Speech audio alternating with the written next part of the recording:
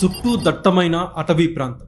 దాని మధ్యలో 40 ఎకరాల పామాయిల్ తోట. అలాంటి ప్రదేశం నుంచి 2 ఏళ్ల చిన్నారి క్షణాల్లో మాయమైపోయింది. క్లూ ఇస్తుంది అనుకున్న కుక్క చనిపోయింది. అసలు కాకినాడ జిల్లా తుని సిహెచ్ అగ్రహారంలో జరిగిన ఆ 35 నిమిషాల మిస్టరీ ఏంటి?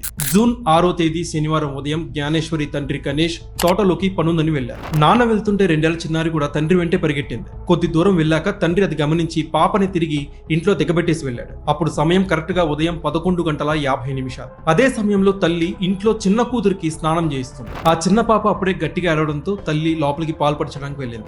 ఇక్కడ తల్లి పాయింట్ ఆఫ్ వ్యూ ఏంటంటే, పెద్దమ్మ ఎప్పుడు అక్కడెక్కడే ఉంటుంది కదా, ఆడుకుంటూ ఉంటుందిలే అనుకుంది. అప్పుడు సమయం మధ్యాహ్నం 12:25. ఒక వ్యక్తి తండ్రి గణేష్ కి ఫోన్ చేసి, మీ పాప ఇక్కడే కొండ వద్ద కుక్కతో కనిపించిందని చెప్పాడు. తండ్రి హుటాహుటిన అక్కడికి వెళ్లి చూసేసరికి పాప కనిపించలేదు. ఆ తర్వాత పాపతో పాటు వెళ్ళిన కుక్క 3 రోజులకి తిరిగి ఇంటికి వచ్చింది. పాప మాత్రం తిరిగి రాలేదు. ఇక పోలీసులు ఆ కుక్కకి GPS ట్రాకర్ పెట్టి మొత్తం అంతా ట్రాక్ చేయడానికి ట్రై చేశారు. 8 కిలోమీటర్ల పాటు ఆ కుక్క మొత్తం తిరిగినా గానీ పోలీసులకి ఇంచు కూడా క్లూ దొరకలేదు. ఆ కుక్క మీదే చాలా హోప్స్ ఉన్నాయి, కానీ ఆ కుక్క వింతగా ప్రవర్తిస్తూ మొన్న శనివారం చనిపోయింది. అడవి జంతువుల వల్ల కూడా ప్రమాదం ఉండే అవకాశం ఉంది. చిన్న పాప కాబట్టి, షీ వెయిస్ వెరీ లిటిల్ కాబట్టి ఏదన్నా వైల్డ్ యానిమల్ లాక్కొని వెళ్ళే అవకాశం ఉంది. దానికోసమే ఫారెస్ట్ డిపార్ట్మెంట్ రిక్వెస్ట్ చేసి వాళ్ళని కూడా రోపిన్ చేయడం జరిగింది. డ్రోన్ సెర్చ్ కంటిన్యూ అవుతుంది ఆ యాంగిల్లో.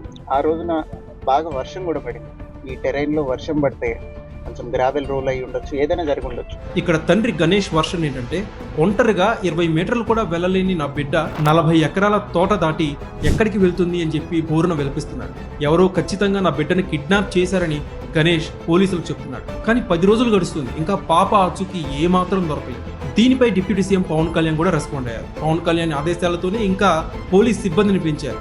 NDRF teams, forest night watchers అందరూ కూడా అడవిని జల్లెడపడుతున్నారు. ఈ క్రమంలో కొందరు సోషల్ మీడియాలో కొన్ని కామెంట్స్ చేస్తారు. ఆ పేరెంట్స్ నే తప్పుపడుతున్నారు, వాళ్ళపై అనుమానం చూపిస్తున్నారు. అసలే పాప తప్పిపోయి డిప్రెషన్ లో ఉన్న పేరెంట్స్ కి ఇలాంటి కామెంట్స్ ఇంకా బాధను కలిగిస్తాయి, ఇంకా డిప్రెషన్ లోకి నెడతాయి. కానీ ఎమోషన్స్ పక్కన పెడితే పాప దొరికే వరకు ఎవరినైనా సరే పోలీసులు గట్టిగానే విచారించాల్సిందే. అది తల్లైనా తండ్రైనా చుట్టుపక్కల ఎవరైనా సరే పోలీసులు గట్టిగా విచారిస్తే తప్ప నిజం బయటికి రాదు. ఈ ఓవరాల్ ఇష్యూలో ఒక విషయం మాత్రం ప్రతి పేరెంట్ తో నేను షేర్ చేసుకోవాలనుకుంటున్నాను. ఇంట్లో ఉన్న చిన్నపిల్లల్ని ఎప్పుడు కనిపెట్టుకుని చూస్తూ ఉండండి. ఒక్కోసారి తలుపు తెరిచి ఉంటుంది, వాళ్ళు పరిగెట్టుకుంటూ లిఫ్ట్ దాకా వెళ్ళిపోతారు అపార్ట్మెంట్స్ లో. ఆ టైంలో చుట్టుపక్కల ఎవరు లేకపోతే ఎంత పెద్ద ప్రమాదం జరుగుతుందో మీ ఊహకే వదిలేస్తున్నాం. దయచేసి ప్రతి పేరెంట్ చాలా అలర్ట్ గా ఉండండి, కొంచెం కూడా నిర్లక్ష్యం చూపించకండి.